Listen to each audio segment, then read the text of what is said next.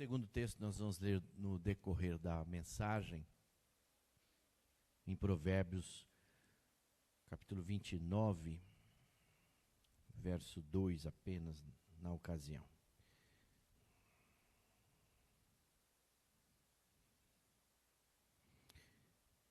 O tema hoje é: o perdão estabelece ordem e progresso.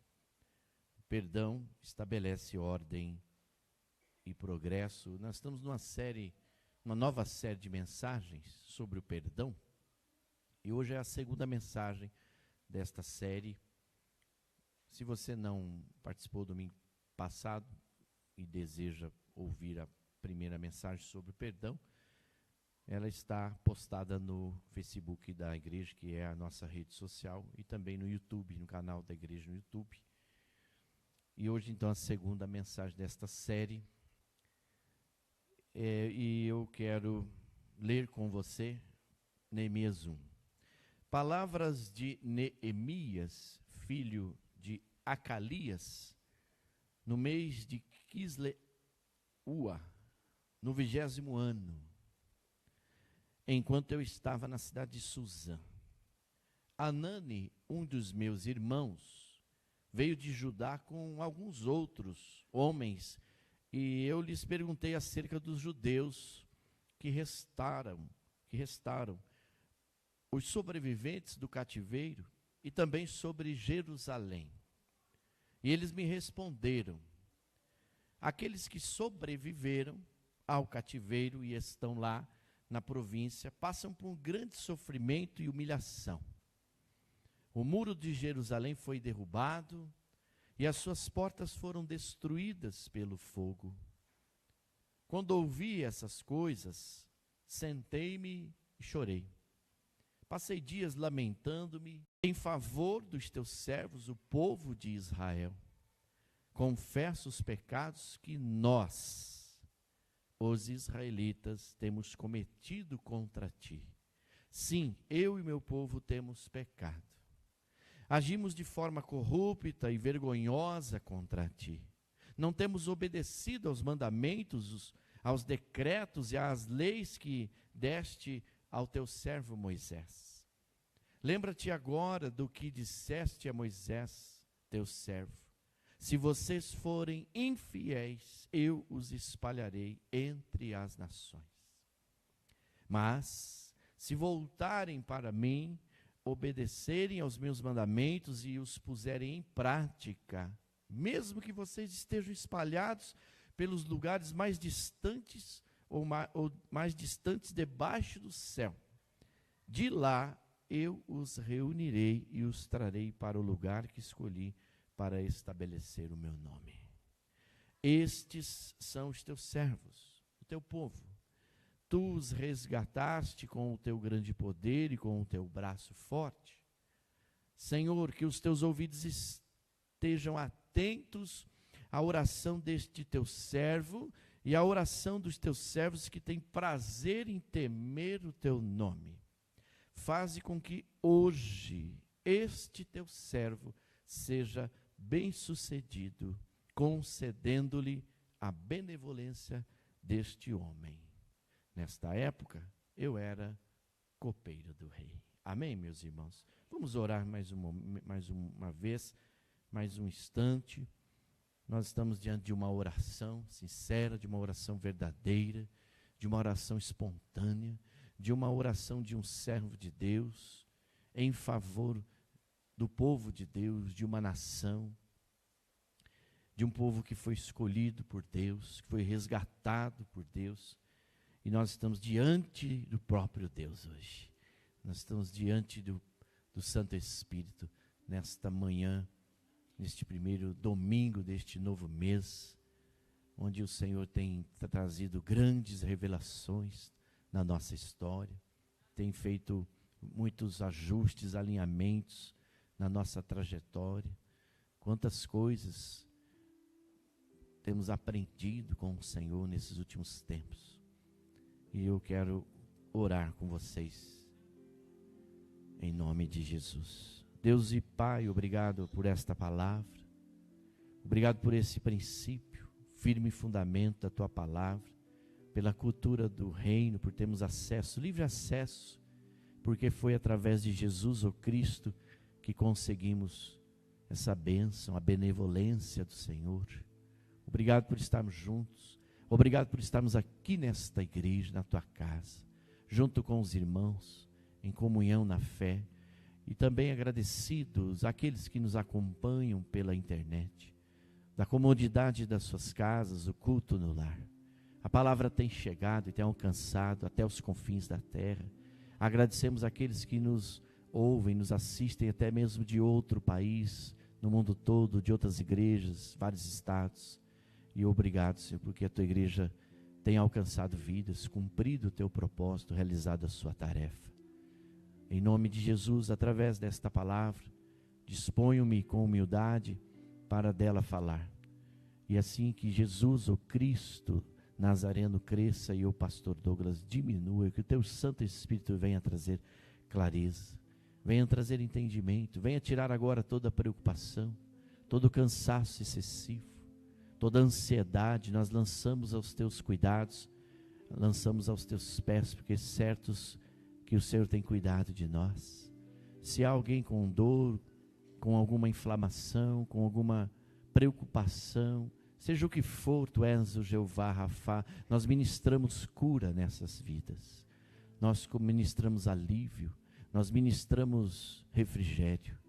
Senhor, se há aqueles que ainda duvidam da tua palavra, duvidam do teu agir, mostra, Senhor, nesta manhã poder e glória. Revela, Senhor, a esta vida, porque é o teu Espírito, o Santo, que convence, o Santo de Israel, o Deus que está aqui, o Cristo ressurreto, Ele que morreu por nós, em memória temos, por isso Ele ressuscitou. Obrigado, Senhor, por esta manhã gloriosa, onde temos o privilégio de poder servir ao Senhor e aos irmãos através da mesa, da comunhão da mesa. Obrigado, Jesus, tu és lindo, maravilhoso, excelso, glorioso, conselheiro, príncipe da paz, Pai da eternidade, Deus forte. Tu és soberano sobre a terra, céus e mar, sobre as nossas vidas. O Senhor é o nosso pastor, é o nosso guia, o nosso governador, aquele que nós não temos nada de falta. E assim te agradecemos com louvor e glória, em nome de Cristo, o Senhor da igreja. Amém. Perdão não é um sentimento, temos visto isso, temos aprendido. Perdão é um compromisso. Perdão é a opção de mostrar misericórdia, de não responder à ofensa daquele que ofendeu. Perdão é uma expressão de amor. Eu ouso dizer que é o próprio amor em prática. Quem perdoa é porque ama, porque o amor é perdão. O perdão é o caminho do amor, e eu escolho perdoar, porque além de ser um compromisso, é uma escolha. Nós cremos que o perdão estabelece ordem e progresso. Para haver progresso, tem que haver ordem. A Bíblia, o apóstolo Paulo diz isso aos Coríntios, primeira carta, capítulo 14, verso 40, fazei tudo com ordem, com decência. E o perdão estabelece essa ordem, para que haja decência, para que haja progresso. O mais interessante disso tudo é que Deus oportuniza o perdão, mas Ele deixa à disposição de cada um de nós. Deus oportuniza o perdão, mas é nós que temos que perdoar. Anote aí. Deus não vai perdoar por nós. Ele deixou essa tarefa para cada um de nós. O perdão, então, ele estabelece ordem e progresso nos relacionamentos.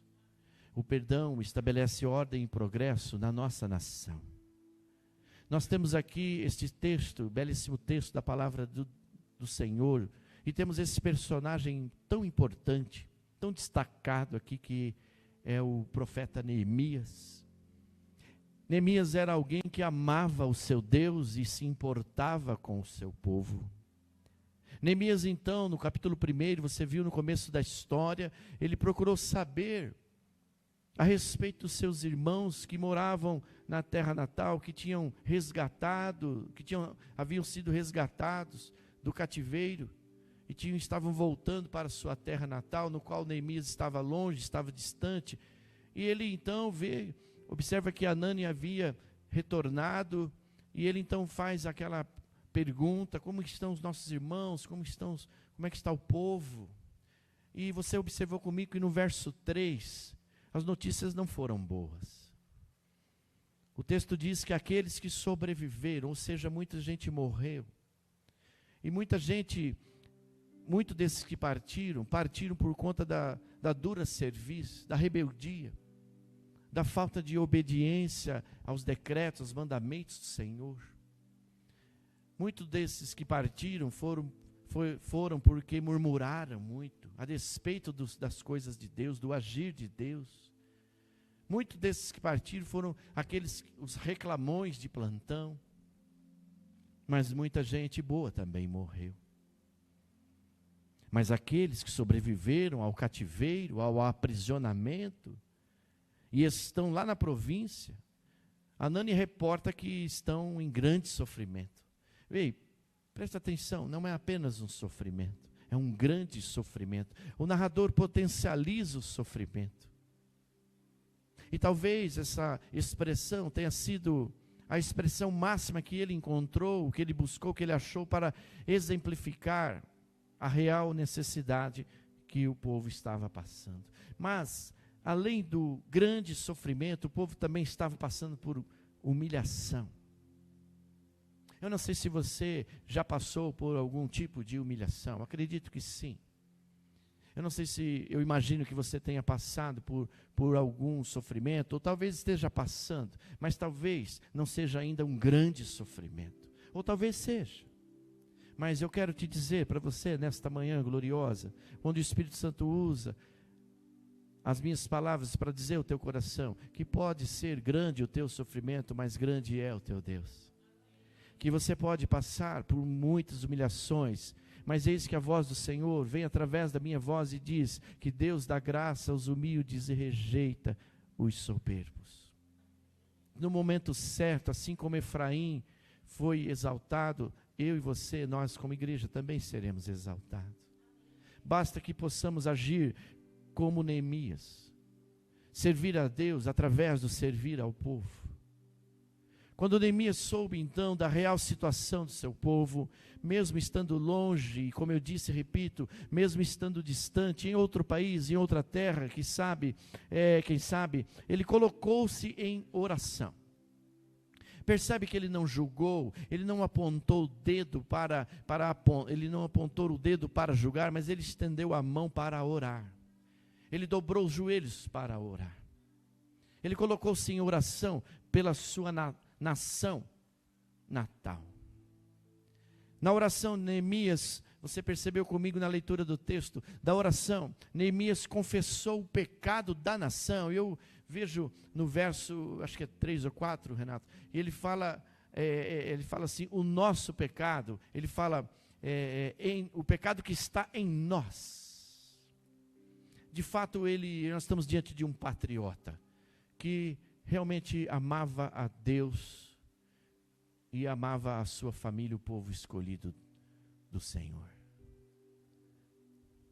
Depois de orar, você percebe comigo que Neemias agiu. Ele se posicionou para fazer a diferença. Percebe também que ele se colocou à disposição para restaurar a cidade, para sair da sua zona de conforto, porque você viu na última expressão do versículo, ele fala, nesta época eu era copeiro do rei. E ele se colocou à disposição para sair da sua zona de conforto, para servir a Deus através do serviço às pessoas. E ele foi um grande estadista, além de ter sido um grande patriota e um grande servo de Deus, e um grande adorador ao Senhor, do Senhor. E assim Deus permitiu. Você conhece essa história, eu estou apenas resumindo. Então você percebeu que assim aconteceu, porque Neemias porque Deus permitiu que Neemias fosse uma bênção, fosse usado por Deus e ousado no Espírito Santo de Deus. E ele foi uma bênção para o seu povo. Você conhece toda a trajetória e viu as obras que Neemias realizou em nome de Deus e junto com o povo. Depois de Neemias, nós estamos diante do Brasil. Então eu faço uma comparação entre Neemias e o Brasil. Nós estamos vivendo dias difíceis, que são esses dias anunciados por Jesus e registrados em Mateus 24. São dias de grande sofrimento, são dias de períodos de humilhação, são os últimos tempos, são dias que antecedem a segunda vinda de Jesus ou Cristo. Em especial, nesse período onde temos o poder em nossas mãos, eu digo, o poder de decisão, o poder de escolha nas nossas mãos, são dias que estão sendo marcados por muita tensão, muita violência verbal, virtual, muito desentendimentos, muita falta de unidade, muita falta de cristianismo. É ou não é? Não apenas entre os poderes da República, como também entre os grupos de vertentes político-ideológicas diferentes. No meio de tudo isso está a igreja, está o povo de Deus, a qual, como parte da nação, como parte integrante da nação, do povo escolhido de Deus e por Deus, a igreja não pode se abster da responsabilidade, assim como Neemias, de orar e se posicionar da melhor forma possível.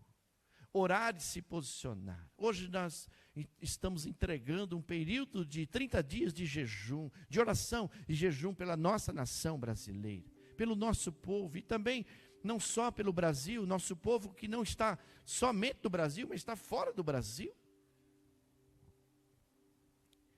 Mas essa oração, ela vai desembocar, ou vai ter como consequência prática esse posicionamento, e esse posicionamento do qual me refiro, à luz e a exemplo, à luz da Bíblia e a exemplo do profeta Neemias, não diz respeito, preste atenção, não diz respeito a lados políticos enquanto igreja, mas como pertencente a um contexto onde o povo de Deus deve ser instrumento de bênçãos, instrumento de discernimento, instrumentos de paz e de orientação para uma sociedade. Muitas vezes, sociedade esta mergulhada em um caos ideológico, independentemente do viés que você defenda. Esses dias, essa semana, alguém, inclusive ontem, me perguntou a respeito do São Paulo. Diz que o São Paulo jogou aí, não sei se jogou, se não jogou, qual foi o resultado, não acompanho isso. E um irmão em Cristo estava com a camisa de São Paulo. Suponho que se ele estava com a camisa de São Paulo, deve ter ganhado. Eu imagino. E ele me cumprimentou, vocês estão sorrindo porque vocês são desse time, ele deve ter ganhado, né? Então ele disse assim, Renato, ô pastor, não sei o quê, papai, e o rapaz perguntou, você não tem aquela camisa lá do São Paulo? Aí o rapaz falou, não tenho, hoje não trouxe. E aí ele falou, pastor, você não torce para São Paulo, né? Você não torce para São Paulo? Eu falei, não torço para time nenhum. Desde quando eu decidi servir a Deus através do pastorado, eu tomei esse posicionamento. Porque senão a gente vai agradar uns, vai desagradar os outros. Eu prefiro torcer para todos. Prefiro torcer para todos que estão ganhando. Ele falou assim, aí é bom então, porque aí não desagrada ninguém. E aí alguém perguntou a respeito, né, de que partido que eu era. Eu falei assim, o meu partido é o Brasil. O meu partido é o meu povo, é a minha nação, é a minha igreja. Então nós não estamos defendendo placas, denominações, nós não estamos defendendo nenhum partido, nós estamos defendendo a palavra do Senhor, nós estamos defendendo os princípios que defendem o Brasil. Eu ouso dizer que nós deveríamos pensar em reformular algo do tipo Deus, família e pátria. Deus acima de tudo, a família logo depois de Deus e a pátria, a nação, porque nós temos que ser patriotas, nós temos que ser estadistas, profetas, profetizar bênçãos em meio ao caos, à família, ao povo de Deus. A igreja, ou melhor, o objetivo da igreja é vida, vida plena. Vida no grego é zoe. Havia também ali, os gregos usavam muito o termo bios para falar da vida, referindo-se à vida biológica, à vida comum, à vida passageira. A vida bios é aquela vida que marca o seu nascimento e a sua morte. Mas eles também tinham, na sua prática, o uso muito pouco da palavra zoe, que significa vida plena, vida em abundância, com qualidade de vida, a vida própria de Deus através de Jesus em nós. E quando Jesus falou lá em João 10, verso 10, eu vim para que vocês tenham vida, ele não usa a expressão grega bios, ele usa a expressão grega zoe. Eu vim para trazer vida para vocês, eu vim para dar a minha vida a vocês, eu vim para que vocês tenham a vida de vocês em mim, através de mim. E por isso Paulo, entendido dessa palavra, ele disse assim: já não sou eu mais quem vivo, mas Cristo vive em mim. Ei, Cristo em nós é a esperança da glória. E esta vida zoe, a vida em plenitude, com qualidade de vida, vida em abundância, é uma vida, preste atenção, uma vida terrena com todas essas qualificações, mas é essa vida que vai nos remeter à vida eterna.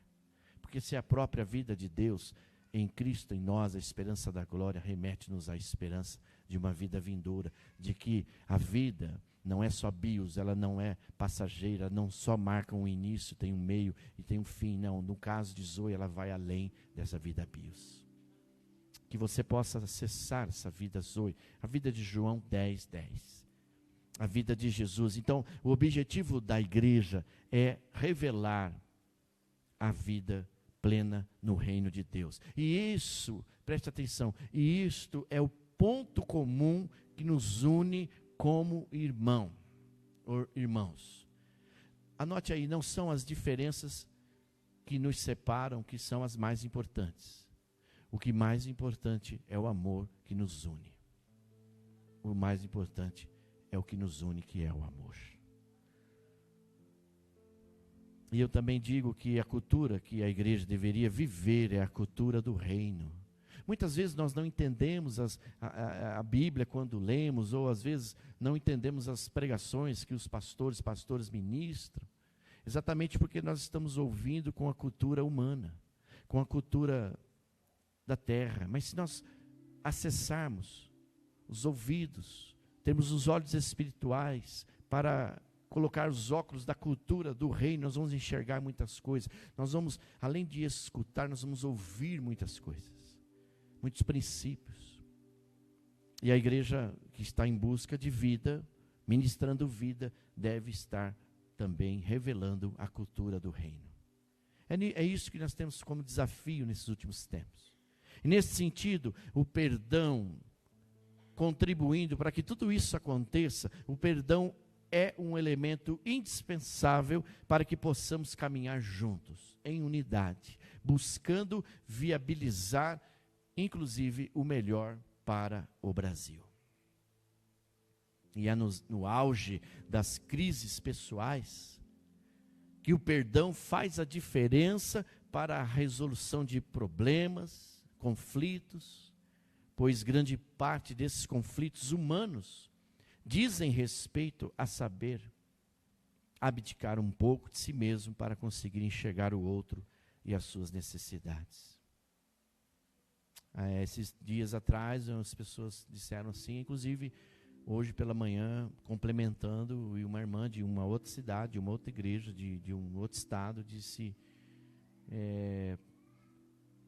estamos juntos pelo Brasil, mas uma tristeza de ver irmãos da nossa igreja votando em candidatos que não defendem os valores, princípios, cultura do reino. E alguém também disse assim, mas há pessoas, pastor, que votam porque o irmão depende de um partido. Porque senão ele vai ficar sem sustento.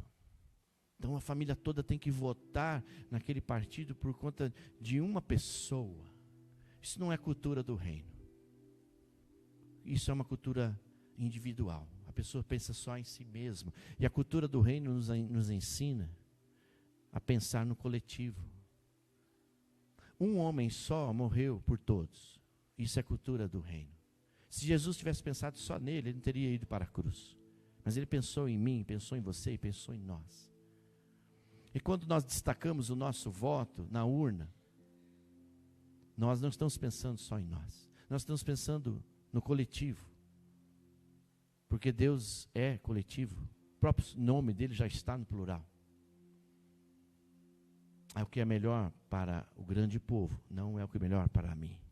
Que deveria imperar na nossa consciência, inclusive política. E quando nós não fazemos esse exercício de empatia, quando não praticamos a cultura coletiva do reino, nós tendemos a viver dentro de uma bolha, querendo que tudo gire em volta do nosso próprio umbigo.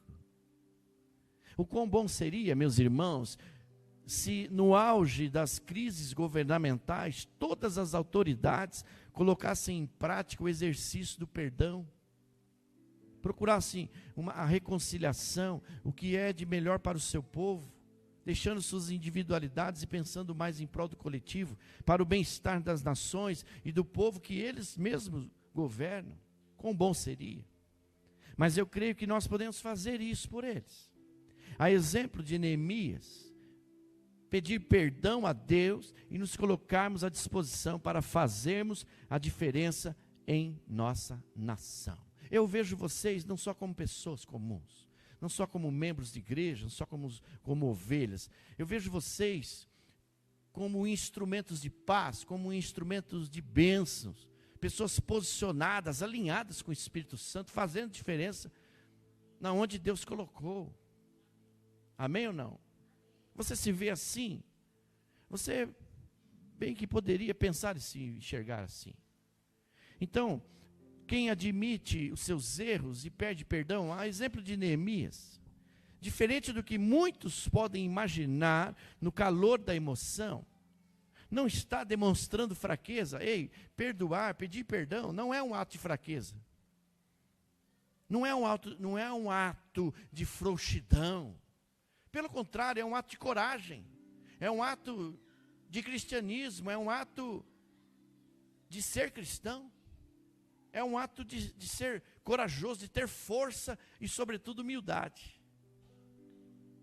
Agora vamos avançando para Provérbios 29.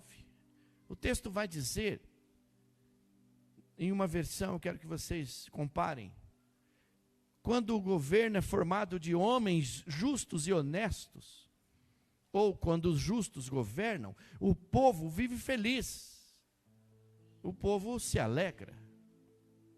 Mas quando os líderes de uma nação são maus, e a palavra aqui também exemplificada, perversos, o povo chora de tristeza. Sabe o que esse chora de tristeza equivale? O povo geme.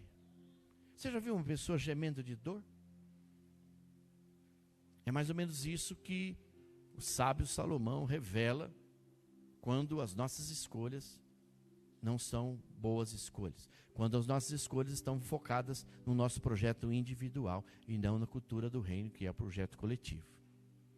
O povo geme, porque abre precedente para os maus, os perversos governarem. Todos nós sabemos que a guerra espiritual que estamos enfrentando nesse tempo, até as crianças sabem. Todos nós sabemos o que o inimigo quer. Qual é o intuito do inimigo? E João 10:10, na primeira parte, fala: o inimigo, o ladrão, vem somente para. Sua tarefa é somente para isso. Ele só sabe fazer isso: matar, roubar, destruir. As vidas, os casamentos, mata a esperança, destrói a riqueza de um país, rouba a nossa fé, entende? Mas há isso por conta, ou para que isso aconteça, o inimigo, ele quer instalar, ele tenta instalar. O que nós estamos vendo por aí? Esse espírito de anarquia, querendo tomar o poder do país, querendo tirar o direito das crianças, enfim. Mas nós temos orado, e nós temos clamado, nós temos feito o que está descrito no segundo livro das Crônicas, no capítulo 7, 13 e 14. Nós temos clamado, porque nós somos, preste atenção, parte do mesmo povo que outrora era, povo de Deus, que temos chamado Deus pelo seu nome, e temos clamado, temos orado, temos jejuado, sim ou não? E esse mesmo Deus, que foi o Deus daquele povo de outrora, é o mesmo Deus do povo hoje no presente. E Deus se revela em poder e glória, em libertação, nos tirando dessa escravidão ideológica, política, partidária, e implantando em nossa mente a metanoia, que Paulo tanto falou isso, que é a cultura do reino. Nós temos orado, temos clamado, Senhor, salva o Brasil. Nós somos a igreja de Cristo, meus irmãos, e somos cidadãos brasileiros, ainda que sejamos cidadãos do reino de Deus, não pertencentes a esta terra. Nós estamos aqui só de passagem. Por isso que quando um cristão, ele morre, ele sai desta terra, vai para a outra terra, volta para a sua terra natal. E há uma expressão carinhosa que diz, voltou para a casa do Pai. Acessou as mansões celestiais. Mas enquanto estamos aqui, nós somos cidadãos da terra, no sentido de sermos cidadãos brasileiros. Temos que amar a nossa pátria. Temos que orar por ela. E hoje, então, nós temos uma dupla missão, enquanto igreja de Cristo e cidadãos do reino, morando temporariamente aqui no Brasil. Como igreja, nós temos a responsabilidade de ser o que a Bíblia diz que era para sermos: sal e luz, cartas vivas, o bom perfume de Cristo, embaixadores do reino, lavoura de Deus sois vós. E tantas outras expressões que exemplificam que eu e você somos de acordo com o que a Bíblia diz que somos. Mas como cidadãos, meus irmãos, nós temos a responsabilidade de votar com consciência, votar certo, votar em alguém, não nos abster, não anular o voto, porque se você anula seu voto, você se anula enquanto cidadão, enquanto cristão. Mas como igreja, nós somos uma voz profética que se levanta dizendo, assim diz o Senhor. É ou não é? E como cidadãos, devemos ser uma voz gritando, não a toda forma de injustiça. Temos grandes desafios nesse sentido, meus queridos. Não sermos engolidos pela opinião daqueles que, movidos por motivos egoístas, pessoais e individualistas, como eu citei há pouco, querem se apropriar do poder com o único fim de dominar com propósitos malignos. Não é só uma eleição, é a luta entre o bem e o mal. Mas eu creio no que a palavra de Deus diz, eu fico com o que o Espírito Santo revela através das Escrituras, que o bem prevalecerá.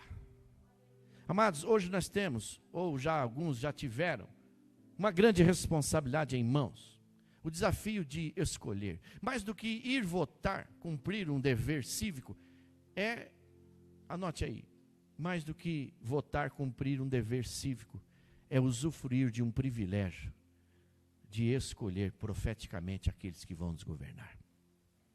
Para isso, nós devemos usar os filtros que hoje dispomos.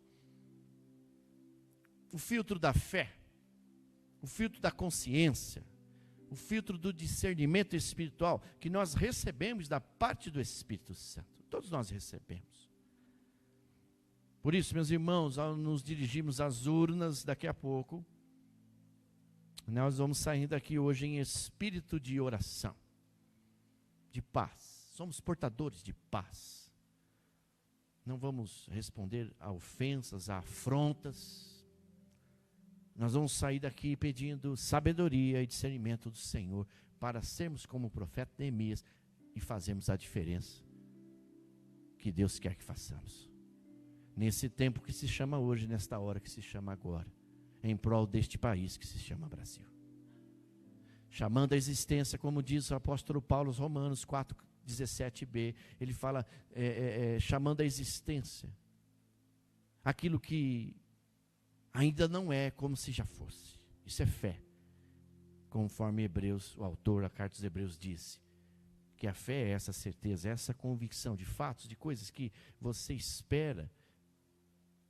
Você não vê, mas você espera. Mas Paulo vai além quando ele fala aos Romanos. Você não só espera, presta atenção, você chama a existência. Assim como Abraão também chamou. Isso é fé. E sem fé, Gálatas 1 vai dizer que é impossível agradar a Deus. E Salmo 37, o sábio Davi já dizia, agrada-te do Senhor teu Deus, e Ele satisfará os desejos do teu coração. Está tudo conectado com a fé. Está tudo conectado não com igreja, mas com fé, com pessoas. Nós somos pessoas de fé. Então, ao sair daqui, vamos votar não por desejos e caprichos pessoais. Ei, talvez você vai ter que dizer para alguém hoje assim, meu irmão ou minha irmã, me desculpe, mas eu não vou votar no seu candidato, porque o meu candidato é o Brasil. O meu candidato é o Senhor. E o meu compromisso como cristão é o povo. E eu não vou me render a caprichos pessoais partidários para beneficiar uma pessoa ou sequer uma família. Mas eu vou olhar para o coletivo e vamos tirar essa palavra de grande sofrimento por grandes bênçãos e vitórias. Em nome do Senhor Jesus.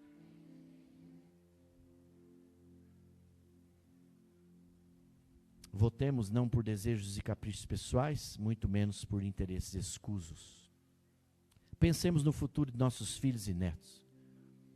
Você está aí com seus filhos hoje? Não pense só neles, pense em seus netos. Tenha a visão de águia, a visão a longo alcance. Ah, mas eu não posso ter filhos. Tem uma visão muito míope, muito medíocre do que é a vida. Você tem filhos espirituais. Se você não tem ainda, tem vários aqui para adotar.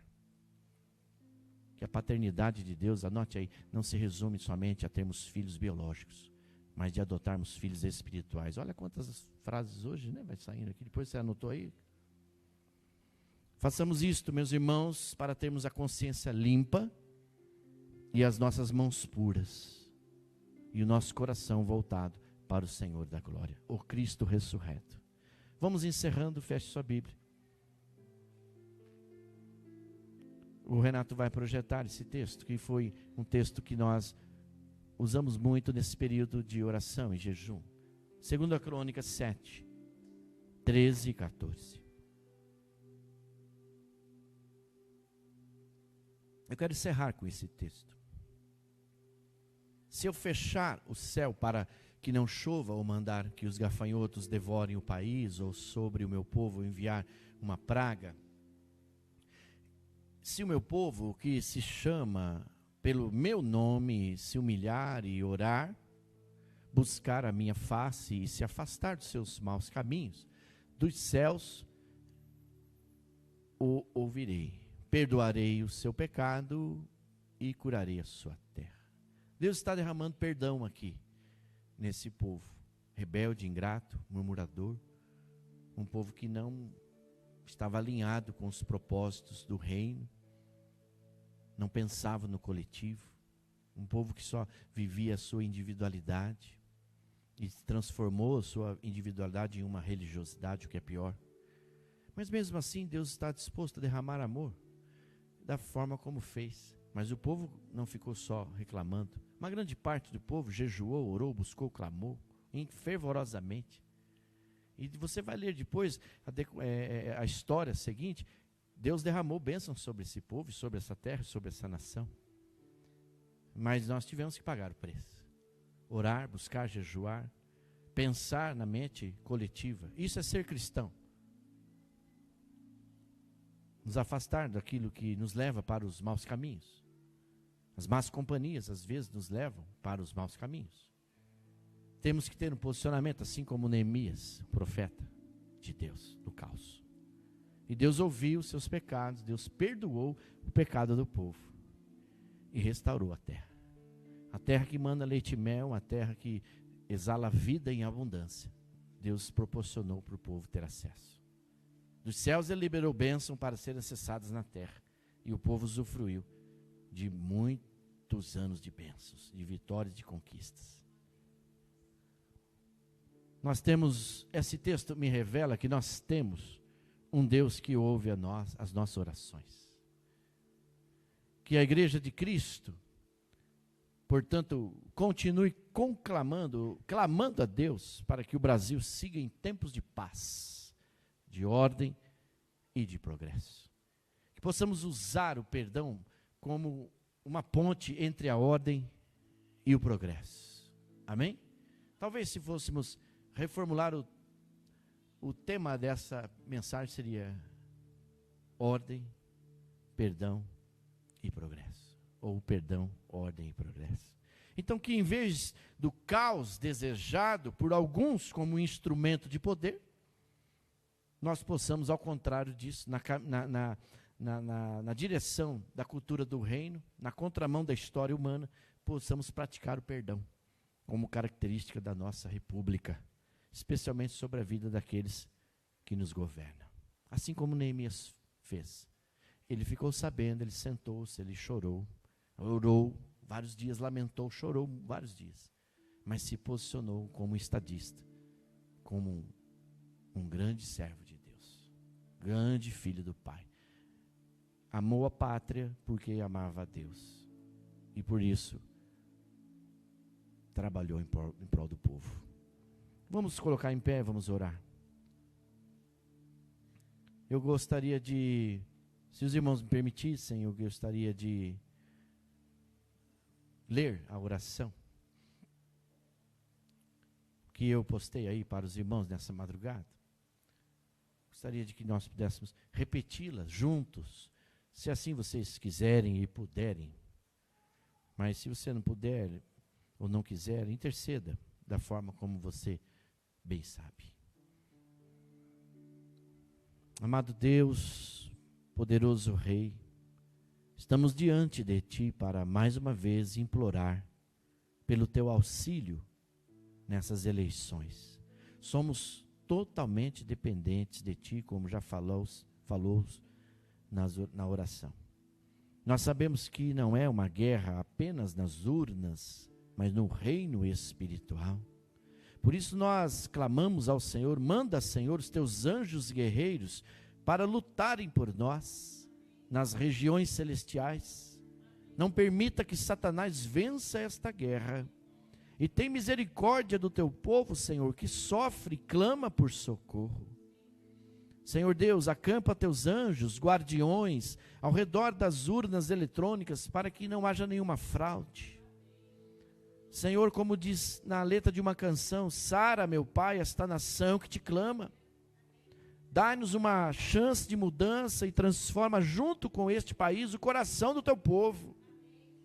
Ó Senhor, Deus, não permita que os valores das famílias e o amor a Ti sejam destruídos por pessoas que escarnecem o Teu nome.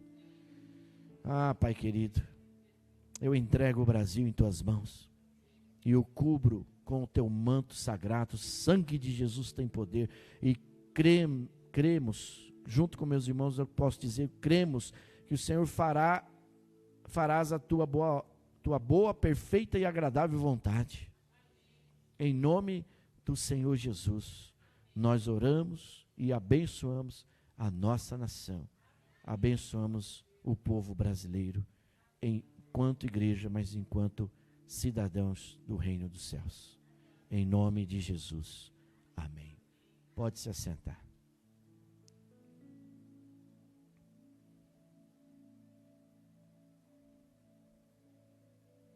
Nós vamos participar da Santa Ceia, momento de estarmos juntos. Em nome de Jesus, quero chamar os presbíteros para virem aqui à minha direita ou à minha esquerda, para juntos fazermos isso.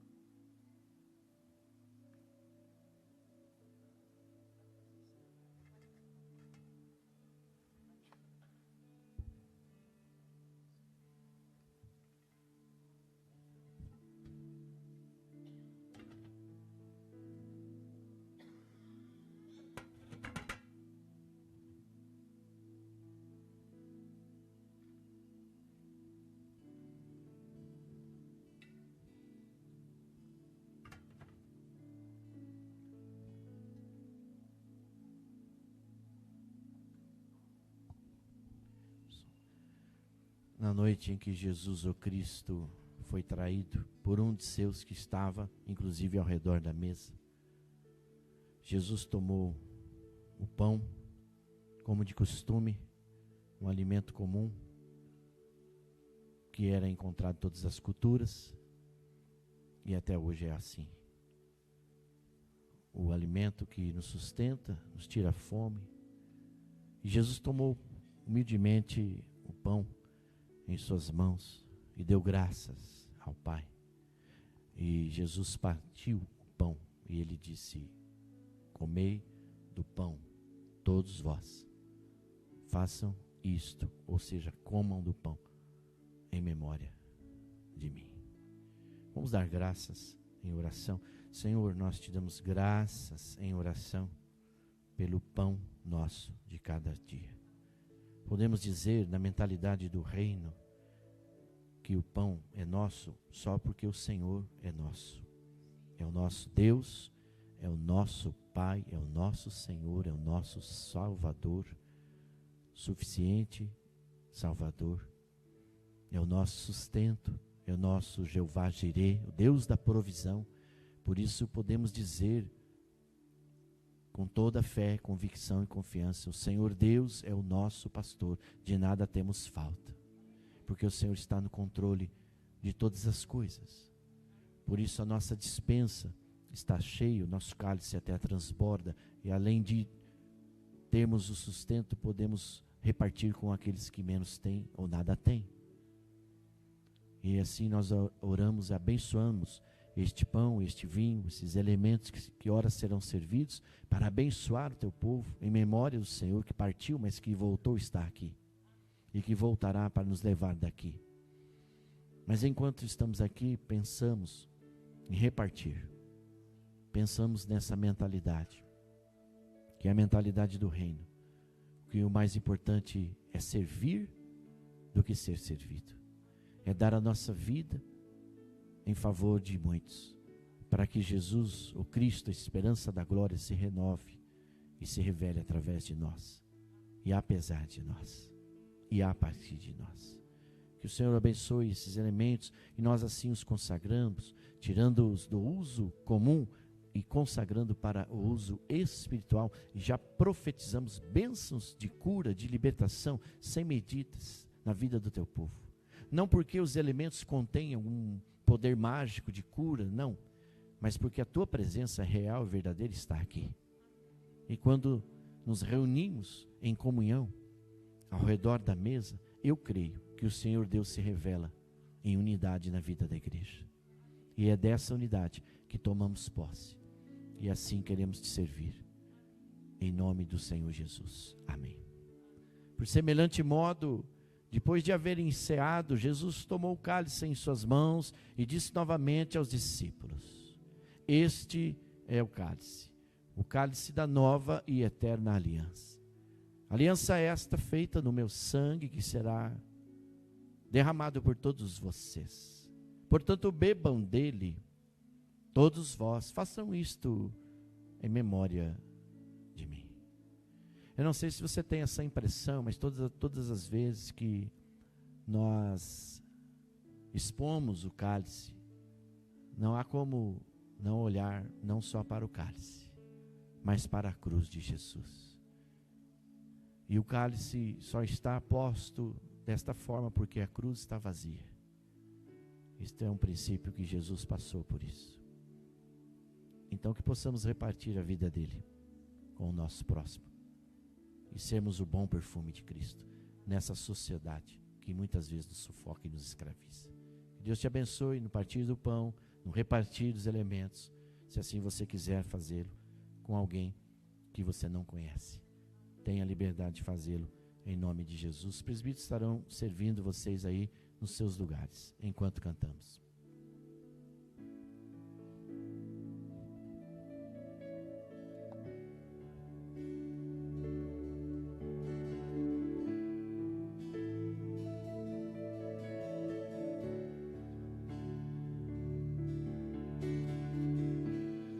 Meu Jesus, Salvador, outro igual não há. Todos os dias eu quero louvar as maravilhas de teu amor. Consolo,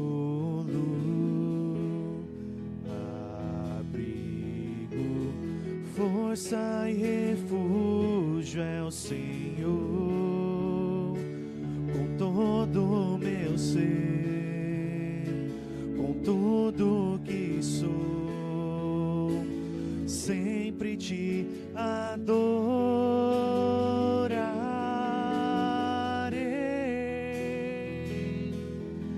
Aclame ao Senhor toda a terra e cantemos poder, majestade, louvores ao Rei. Montanhas se prostrem e rujam os mares ao som de teu nome. Alegre te louvo por Deus grandes feitos, firmado estarei, sempre te amarei.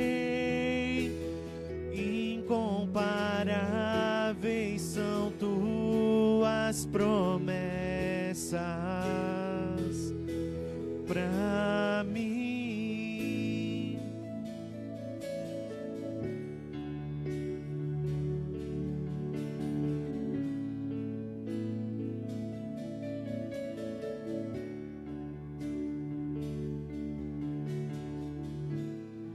Meu Jesus,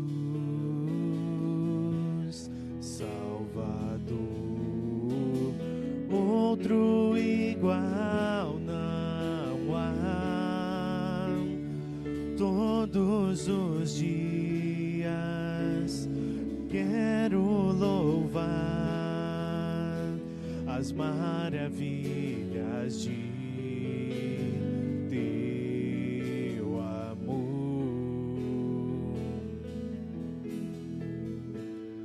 Consolo, abrigo, força e refúgio é o Senhor. Com todo o meu ser, com tudo que sou, sempre te adorarei.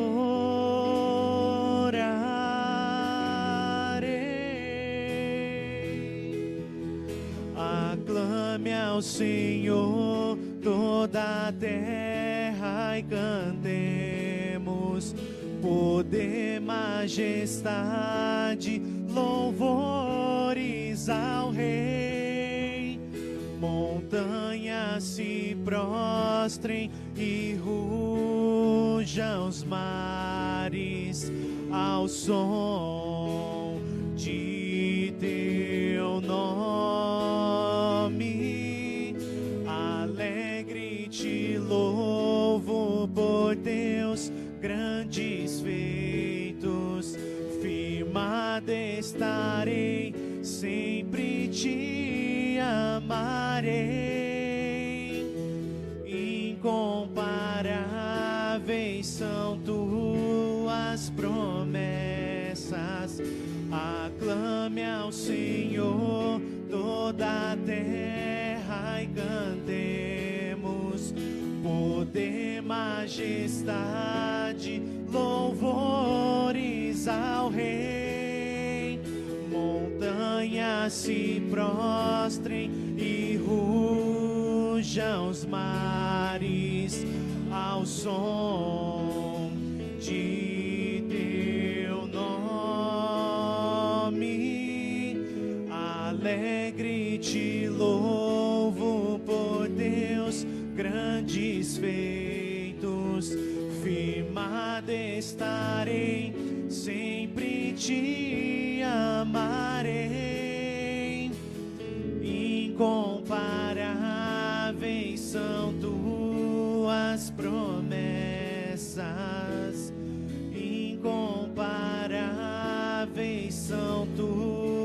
tuas promessas pra mim.